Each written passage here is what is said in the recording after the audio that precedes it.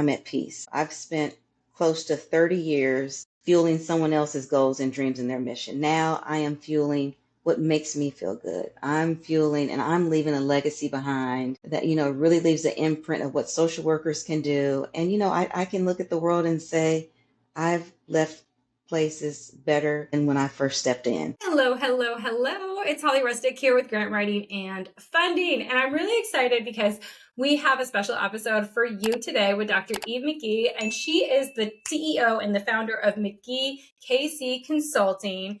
30 years of social work, grant writing experience, grant writing business, the whole bang. And you've joined the Academy since January 2025, so almost a year. We're recording this in October 2025. Amazing results so far. So we're going to talk about those today. We're going to talk about how you got into grant writing, all of the things. Welcome, Dr. Eve. Well, thank you so much for having me. I appreciate the opportunity. Yeah, I'm so excited. And I really love your background in social work. Actually, my coach, her background is in social work as well. And I find like it's really grounding, especially like just thinking through different things. Like, can you talk about that a little bit? Because I think that's so interesting. Yeah, it is so interesting. So when you think about social workers, we're all about advocating for the greater good, whether the greater good be your community, individuals you work with. It's just all about what is it that we can do to ensure that the people and the families and the organizations we connect with have everything that they absolutely need to be successful. And 30 Yeah. years of social work practice experience, it truly does guide everything I do in life.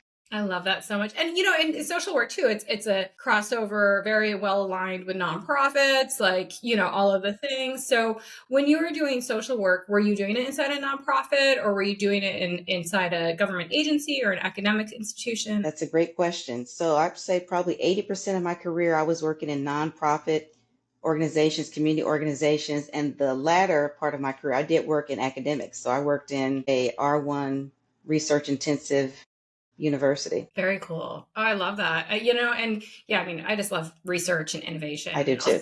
I do too. So good. So I do good. too. So, and then so what you got, was it the part in the academics, in the nonprofits that got you interested in grants? Because I know academia, they're really big It on grants. was the interest kind of began in the nonprofit work, in the nonprofit space, because as a social worker in the nonprofit space, you actually get to see the programs that are running that are actually helping the individuals, but you also get to see, oh, wow, we need money to run these programs. So Mm. when I worked at this research intensive university, a really awesome group of progressive faculty took me under the wing and they really groomed me and taught me post award, grant writing, and pre award, the pre award and the post award process. So that's really where I learned the nuts and bolts of what it means to do the grant writing, what it means to get a problem statement, a need statement. And for 15 years inside the academic space, I actually did grant management. I managed 3 multi-million-dollar federal grants. Yeah, and that's what's interesting too, is because in the academy, we have people that come in, never wrote a grant before, just interested. And then we have people like yourself who have like more than a decade of experience of like managing very high level grants, like all of that. That's amazing. Like I love all sides of that. And then, like as we're like segueing into like, why the academy then? You have this amazing career, you're in academia doing all of this, grant management, grant writing, like all of the things, your research, like what made you think, freelancing? Well, that's a really great question. Well, my journey kind of started after I made the really tough call to leave an incredibly draining job. It was emotionally Mm. draining, it was physically draining.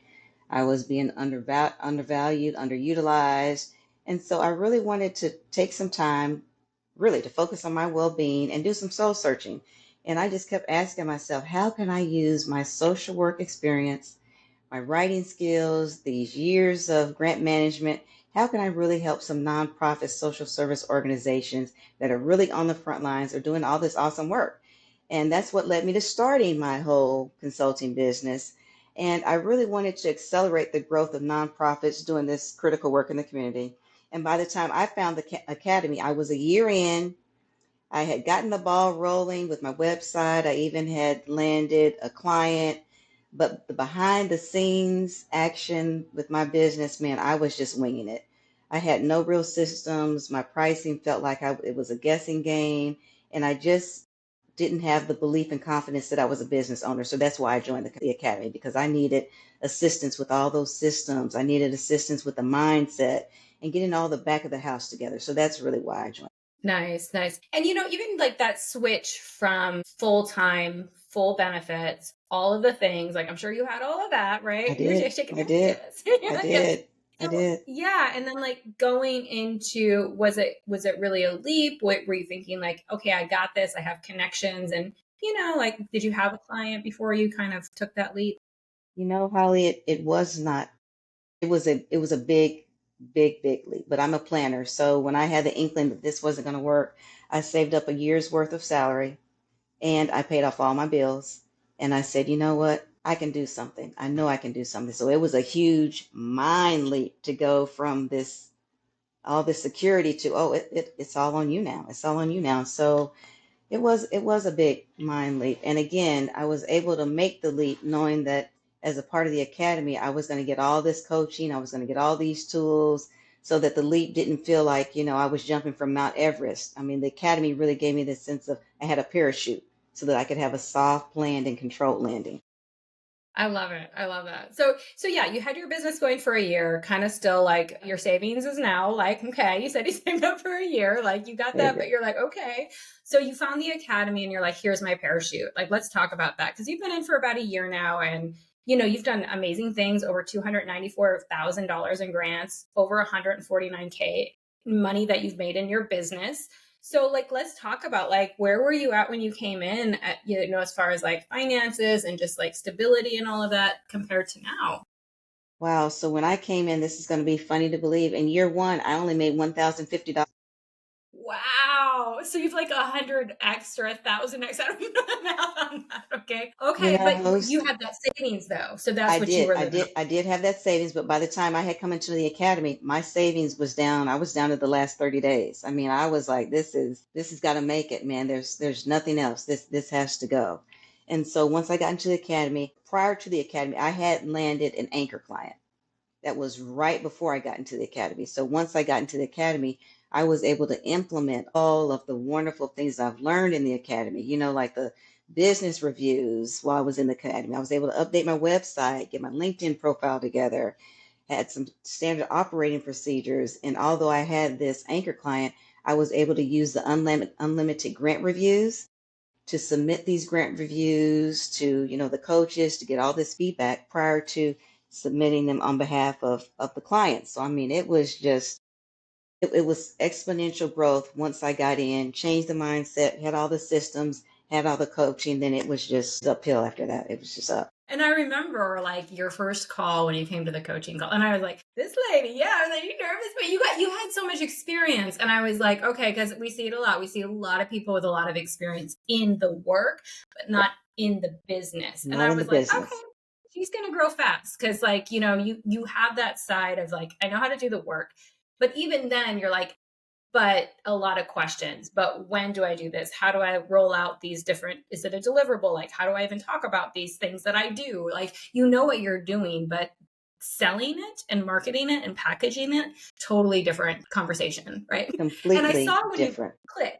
Yeah, like when it clicked, you just asked a few questions and you're like, and it was like simple things like about retainers and about how you package things. And you were like, it just clicked right away for you. I felt like it was It that the did. same for you?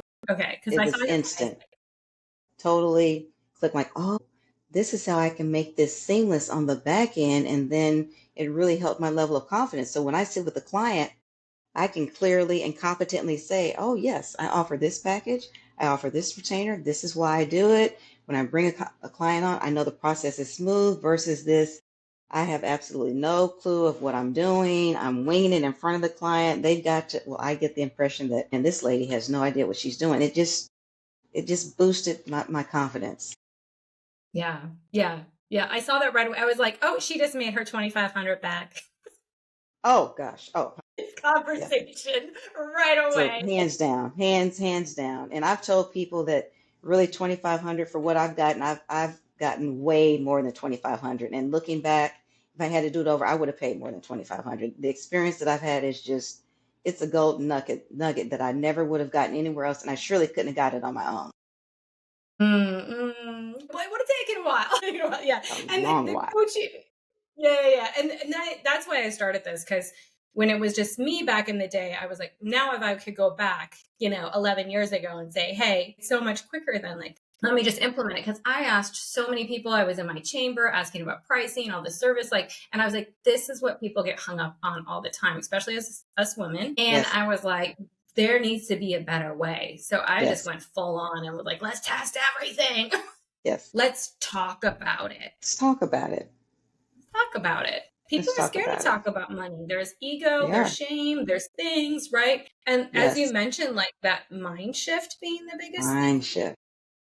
Ooh, right? And that's what Yes. I see all the time. And that's what I went through too. And I'm constantly, as we grow, we go through a new level of that, right? Yes. So, okay, let's talk about that. You're at 149.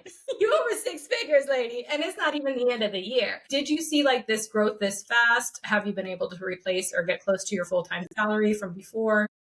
Well, I have exceeded my full-time salary. I mean, it's almost close to double. We're not at double, but we're close to double. I have far exceeded it, and my mind, my well-being, I'm at peace. I've spent close to 30 years fueling someone else's goals and dreams and their mission. Now I am fueling what makes me feel good. I'm fueling and I'm leaving a legacy behind that, really leaves an imprint of what social workers can do. And, I can look at the world and say, I've left places better than when I first stepped in. And, it's Mm-hmm. not all about the glory, but really it's about the legacy of what am I doing as an individual to give back to others? What am I doing in my life seat to make it better for somebody else? So I tell you, that alone, you can never get that. I couldn't have gotten that punching the clock and working for somebody else because my overall well-being isn't their goal.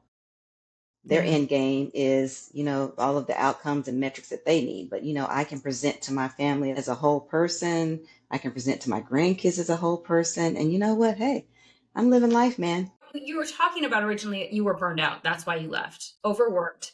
And I know I was a grant manager and a grant writer in a nonprofit, not in academics, but I get it. But now, Stressful. like running a business can take time too. Like, let's be real, like, gotta work sometimes. Like, you know what I mean? Like, it's not just like Yes. always on the beach with your laptop drinking a Mai Tai for 5 minutes a day. Like that's not it either. But can you talk about the difference? Like you say, you feel more at peace literally working fewer hours, or is it just the work feels more valuable to you? So even if you are like, can you talk about that a little bit? I am working definitely less hours. I work about 25, 30 hours a week. And Holly, I get to spend it doing what I want to do. I get to spend it on my pet projects, projects that I know I can really leave a footprint. And I do that by design. I'm not here to make goo gobs of money. I'm happy with where I am because I can live comfortably, I can do whatever it is that I need to do in life.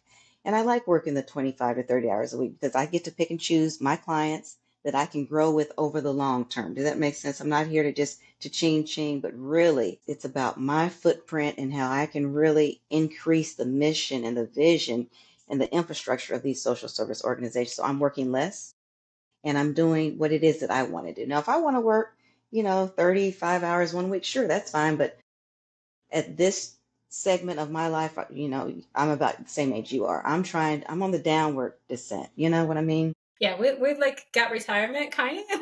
Oh, yes, it's like kind of right here. It's like kind of right here. I can see Yeah, it. I can see I it. love that so much. And I love just like you're able to spend time with your family, you're able to really Yes, focus on what you want to do, like yes, just the yes, reduction of stress, right? Can yes, help your health, yes, like some of the yes. things. I'm sleeping better and, I can just present to the world better because I am working on something that literally every single day that I touch this, it emits and it oozes nothing but love and peace and happiness that I'm really connecting with people, man. I'm fulfilling the reason that I'm here on the planet every day that I touch this. So it's just like, oh wow. I just love it. Now, there are stressful times, but it is stress that I choose to pick up and carry. I love that. So, oh my gosh, you're making me It's tear up. great. Because I it love is, it. this is it. This is it. This Sit is why being a freelance grant writer is absolutely hands down the best thing in the world, like to me, in my hands down, opinion. hands Yeah. down. Hands down. There is no ball and chain. There is no ball and chain of that organization and someone looming over and telling you how you should do what you know is best to do. Yeah. Absolutely. So going into 2026, let's talk about that because we're Q4. We just entered Q4 2025. Like, what are your goals? What are your goals for your business? My goals for my business are I really would like to secure another retainer client and another anchor client. And a goal that I have, you and I've talked about this at another time, is I really want to institute and get going this grant readiness workshop that I can really get with these organizations that really are boots on the ground. They know they need funding, but they just don't quite know how to get ready. So I really want to, dig into that. And I just want to work more on building the infrastructure of these social service nonprofit organizations. Because it's I different to love get that. them grant ready, but it's additional to really enforce that infrastructure. Yeah. And really focusing on your background too. Like you lean into, Yes. like you mentioned, social service organization. Love that so much. I absolutely love that. And just real quick, like a hot take from the academy, like what have been like the top things that have really helped you in your business? Like people might be listening and go, "Oh my gosh, she's living the dream. I want that." But how'd you do it? Number one, most important, is the coaching on how to adapt that CEO mindset. I went through that entire module, and really, because you've been an employee, I've been an employee for 30 plus years, you're locked into that, you have to do what someone else tells you to do. You can't make your own decisions. But when you really, that's what it was for me. That CEO mindset that this is my baby. This is my Yeah. business. I'm in charge. I'm the CEO. I'm the one making decisions. And then having that depth and breadth of responsibility on my shoulders that it really does fall to me. It truly, truly, that made the biggest difference for me was that CEO mindset. It was a CEO mindset. And after the CEO mindset, then I was able to get clear with some coaching on my pricing and my service offerings. Because if I'm not clear on what I do as a business, and then I'm the owner of my business, there's no way I can clearly convey to a client, these are my service offerings and this is my pricing. And if I didn't have the CEO mindset, I couldn't confidently have these pricing discussions that women in particular find so hard to do. Hmm. And the unlimited grant reviews, those are the top three: the CEO mindset, the coaching about the pricing and service offering, and the unlimited grant reviews. Yeah. Oh, I love that so much. And you're right, like that pricing, that's the biggest thing, especially with women. Like, I don't mean to hold this back, but we are left out of the conversations a lot of Yes, times about finances and yes, worth and self-worth and how to promote yes, yourself and all of the things. It's not our yes. fault. It's But not. we're It's working now, no, but we gotta own it too. we do. Like we gotta step into it. Yeah. We're not socialized. We're not socialized into that whole negotiation. We're not socialized into all that. And once are socialized, then we get these other labels of she's aggressive or she's something else. So it's really that fine line of, no, this is my business. This is what I offer. This is what my business is worth. And this is what it is. Yeah, I love it. And then when you get there and then you're like, well, yeah, I mean, when you have multiple clients and it actually saves them money than hiring you full time. And, Yes. like the whole thing is just like, come on, like this is easy. Like if it's, Yes. and a lot of times we say like, you don't need to like price your hourly. It's like your monthly retainer, right? Yes. So it's also like a different spin off of that too. If you're not like, oh my gosh, are they going to pay me this amount per hour? It's like, never mind, forget about that. Put together a retainer. It's a scope of work. And then it's like, oh, okay, makes sense, right? I Makes love that perfect so sense. much. And I'm so honored to be working with you and just to see your growth. So thank you so much for coming on today's podcast and sharing your experience. Anything else? Any last takeaways before we leave today? And where can people find you? Well, last takeaways, again, I'm just speaking from my personal experience. The Academy has done so much to really bolster me as a professional and my business. I truly wouldn't be situated and poised where I am today and looking towards the future had I not gotten all these gems from the Academy. And, McGee KC Consulting, we offer grant writing and grant management services to social service nonprofit organizations. Our niche area is established social service organizations that focus on housing, reentry, mental health, and domestic violence. And our website, if you would like to learn more about McGee KC Consulting, is www.mcgeekcconsulting.com. Again, that's www.mcgeekcconsulting.com. And you can always find us on LinkedIn, McGee KC Consulting. Thanks, Holly. I love it. You're so welcome. And I'll be putting all the links in the show notes. So definitely reach out to Dr. Eve if you are a social work, a nonprofit, if you're doing that type of work, like she's got the experience, like hands down, like you want to go to her. So excited about your growth and how that's impacting your family and you personally. And like, you're just able to like be yourself and not have the constraints of all the stress. So excited for you. And I'll see you back inside the academy. Thank you.